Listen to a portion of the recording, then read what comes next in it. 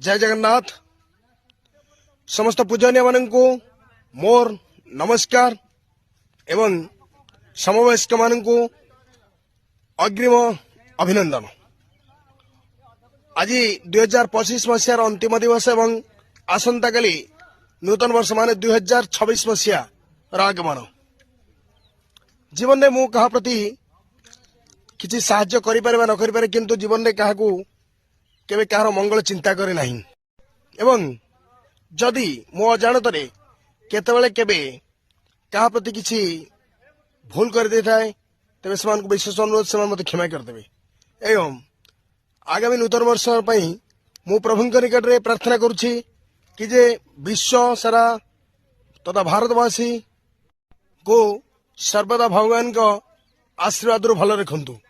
जय जगन्नाथ। नूतन वर्ष अभिनंदन। नमस्कार।